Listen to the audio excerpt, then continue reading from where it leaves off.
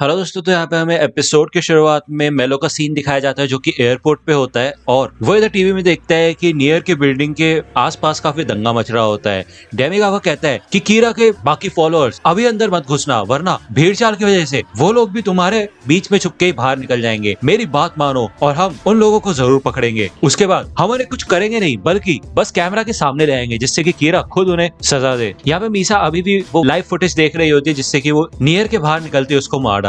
Light कहते हैं कि नियर तुम्हें जल्द से जल्द यहाँ से बाहर निकलना होगा, तुम्हें पता है ना। तो नियर कहता है हाँ, वैसे कीरा होते हुए भी तुम्हारे अंदर काफी दम है जो तुम ये कह रहे हो। तो लाइट कहता है अभी भी तुम उस बात के पीछे पड़े हो, मैं कीरा नहीं हूँ। तो नियर कहता है और भी बाकी ऑर्गेनाइजेशन है जो कि कीरा को पकड़ने की कोशिश कर रही है, लेकिन जैसे मैंने तुम्हारे ऊपर शक करना शुरू किया वैसे ही हमारे यहाँ पे हमला हो गया, ये कोई इत्तेफाक नहीं हो सकता। लाइट कहता है कि तुम कुछ ज्यादा अजम्पशंस लगा रहे हो और तुम्हें गलतफहमी हो रही है। तो नियर कहता है कि टास्क फोर्स के मेंबर्स कीरा अभी तुम लोगों के साथ ही है, ध्यान से सोचो। यहाँ पे आयशा उनमें कहता है कि लाइट कीरा है। अब मुझे इस बात पे और भी ज्यादा यकीन हो रहा है क्योंकि ओरिजिनल एल भी यही मानता था कि लाइट ही कीरा है। इधर यहाँ पे दंगा मच रहा होता है और डेमिगावा कहता है कि पहले 20 लोग की टीम अंदर जाएगी और सेकंड वेव बाहर इंतजार करेगी। यहाँ पे ये लोग आपस में लड़ने लग जाते हैं कि मैं पहले जाऊंगा, मैं पहले जाऊंगा। रेस्टर कहते हैं कि नियर हमें जल्द से जल्द यहाँ से बाहर निकलना होगा। नियर कहता है कितने बेवकूफ लोग हैं। वैसे मैं ये देख के शौक नहीं हूँ कि कीरा के साथ और भी लोग हैं क्योंकि वो ये मानते हैं कि कीरा इंसाफ लेके आता है। जो लोग यहाँ पे हमारे ऊपर हमला करने आए वो पूरी तरह से अलग लोग हैं, ये एकदम बेकार लोग हैं, खुदगर्ज और सिर्फ मजा करना चाहते हैं। तो रेस्टर कहता है हाँ ये मुझे पता है, लेकिन तो नियर कहता है ठीक है फिर हम एल की सारी दौलत और उन लोगों का इस्तेमाल करेंगे जिन्हें हमने कीरा के खिलाफ काम करने के लिए हायर कर रखा है। तो रेस्टर कहता है कि ये प्लान बस हम एक ही बार इस्तेमाल कर सकते हैं, तुम्हें पता है ना। तो नियर कहता है हाँ, इससे बेहतर मौका कौन सा हो सकता है, काफी कमाल का होगा और देखने लायक होगा। यहाँ पे ये लोग नीचे दंगा मचा रहे होते हैं और तभी इन्हें दिखता है कि भाई ऊपर से नोटों की बारिश होने लग जाती है। ये सब भाई कीरा वीरा के झंडे नीचे गिरा देते हैं और पैसों पे फोकस करते हैं और पैसे वैसे उठाने लग जाते हैं। इवन डेमिगावा भी कहते हैं क्या बात है पैसा। यहाँ पे लाइट और माछोरा भी देख के शौक हो जाते हैं कि क्या बात है यार, कितना सारा पैसा है। माछोरा कहता है काश मैं भी उधर होता। रियुक कहता है कि इंसान सच में काफी कमाल के होते हैं, लेकिन हाँ मैं समझ सकता हूँ इन पैसों से बहुत सारे एप्पल्स भी खरीदे जा सकते हैं। तो सही है। यहाँ पे भाई सच में भगदड़ मच जाती है और सबको बस पैसे पे फोकस होता है और लाइट मन में कहता है ये पक्का उसका प्लान है यहाँ से बच के भागने का, लेकिन कोई बात नहीं, वो डेमिगावा के कैमरे में तो आ ही जाएगा। लेकिन यहाँ पे डेमिगावा भी पैसों पे फोकस करता है और वो पायलट से कहता है कि हेलीकॉप्टर को उधर ही लेके जाओ जहाँ से सारा का सारा पैसा नीचे गिर रहा है। लाइट बाकी सारे चैनल्स भी चेक करते हैं लेकिन वहाँ पे भी प्रॉपर फुटेज नहीं मिल रही होती और इन्हें लेकिन पता चलता है कि तभी वहाँ पे पुलिस आ जाती है जो कि असलियत में नियर के ही एंटी कीरा के लोग होते हैं। यहाँ पे हमें दिखाया जाता है कि नियर की पूरी टीम ने पुलिस जैसे ही कपड़े पहन लिए होते हैं और ये यहाँ से बाहर निकलने का प्लान बना चुके होते हैं और कहते हैं कि आगे से ही बाहर निकलेंगे। तो लाइट मन में कहता है इसका मतलब इसने पहले से ऐसे सिचुएशन के लिए तैयारी कर रखी थी। अगर मैं आयशा और बाकी सबसे कहूंगा कि पुलिस के ऊपर नजर रखो तो उससे मेरे पे शक जाएगा कि मैं कीरा हूँ। यहाँ पे पुलिस बिल्डिंग से बाहर निकलने लग जाती है और लाइट उसे ढूंढता है लेकिन सारे के सारे पुलिस ऑफिसर्स वहां से निकल जाते हैं और नियर उनमें नहीं मिलता। इधर रात में नियर फिर से जापानीज हेडक्वार्टर से कांटेक्ट करता है और कहता है कि मैं नियर हूँ और हमने फिर से एक सिक्योर कनेक्शन बना लिया है, तो सोचा कि तुम्हें कॉल कर दूं। टास्क फोर्स के मेंबर्स अब समय आ गया कि शायद तुम्हें किसी न किसी पे तो शक हो रहा होगा जो कि कीरा हो सकता है कि नहीं। हमारे ऊपर इतने कमाल के मौके पे अटैक हुआ तो ऐसा कह सकते हैं कि जापानीज टास्क फोर्स के अंदर ही कीरा है। अगर तुम्हें अभी तक सेकंड एल के ऊपर शक नहीं हुआ तो तुम एक स्कूल के बच्चे से भी गए गुजरे हो। जो मैंने नंबर उस दिन तुम्हें दिया था वो काम कर रहा है, तुम मुझे कभी भी कॉल मार सकते हो, मैं इंतजार करूंगा। यहाँ पे लाइट खुद ही इन सबको कह देता है कि अगर तुम लोग नियर की मदद करना चाहते हो तो कर सकते हो और मुझे भी ये सब पसंद नहीं आ रहा, बल्कि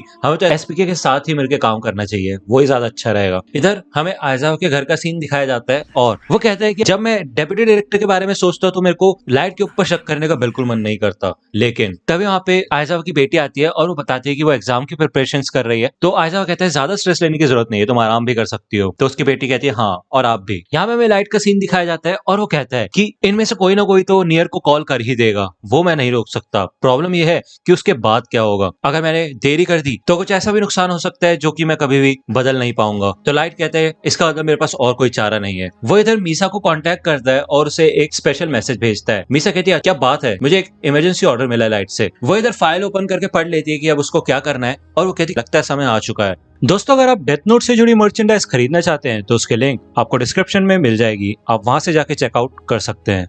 यहाँ पे हमें दिखाया जाता है कि नियर के पास जापानीज टास्क फोर्स के मेंबर्स की सारी इन्फॉर्मेशन होती है और आयजावा यहाँ पे फाइनली नियर को कांटेक्ट करता है। मीसा कहती है जिससे कि मैं सेफ रहूं और साथ ही साथ एक नॉर्मल वाइफ बन के रह सकूं, इस वजह से लाइट चाहता है कि मैं ऐसा करूं, वो मुझे खुश देखना चाहता है जैसा एक लड़की को होना चाहिए। Thank you light. तो नियर कहता है अच्छा काफी कमाल की बात है, इसका मतलब सेकंड एल को 50 दिन से भी ज्यादा के लिए पकड़ के रखा गया था और साथ ही साथ 2 लोगों पे शक था जिनको इसलिए छोड़ा गया क्योंकि 13 दिन वाला रूल उनके ऊपर अप्लाई नहीं हुआ था। तो आयजावा कहता है हाँ हाँ लेकिन इस चीज से ये साबित नहीं होता ना कि वो कीरा है। तो नियर पूछते हैं इसका मतलब एल ने बस उन्हें छोड़ दिया ऐसे ही। तो आइजावा कहता है नहीं, एल ने डेप्यूटी डायरेक्टर यागामी का इस्तेमाल किया था जो कि उस समय ब्यूरो के चीफ थे और उन्होंने एक नाटक किया था। उन्होंने कहा था कि उन्हें पता चल चुका है कि वो दोनों ही कीरा और सेकंड कीरा है और उन्हें एक एग्जीक्यूशन साइट पे ले जाया जा रहा था। उस समय डेप्यूटी डायरेक्टर ने सस्पेक्ट्स के ऊपर गन पॉइंट की थी और कहा था कि पहले वो कीरा को मारेगा उसके बाद खुद को मार लेगा। आइडिया ये था कि अगर सस्पेक्ट कीरा हुए तो वो जरूर डेप्यूटी डायरेक्टर को ही मार देंगे उससे पहले कि वो गोली चला पाए, लेकिन ऐसा कुछ हुआ नहीं। तो नियर मन में कहता है कीरा इसका मतलब काफी कमाल का है, उसने खुद को पकड़वाया जिससे कि वो अपने आप को मासूम साबित कर पाए। तो नियर कहता है कि क्या सस्पेक्ट खुद ही आया था डिटेन होने के लिए? तो आइजावा मन में कहता है कि हाँ वैसे देखा जाए तो लाइट खुद ही आया था और उसने कहा था कि मुझे बंद कर दो, लेकिन वो ये बात नियर को नहीं बताता। और नियर कहता है अगर वो आया था तो पहले ही डिसाइड हो चुका है कि क्या सीन है, अब मुझे बताओ कि वो दो सस्पेक्ट्स कौन थे। तो आइजावा कहते हैं देखो मैं इतनी चीजें तुम्हें नहीं बता सकता, मैं अभी भी जापानीज टैक्स फोर्स का मेंबर हूँ और एल के साथ काम कर रहा हूँ। तो नियर कहता है ठीक है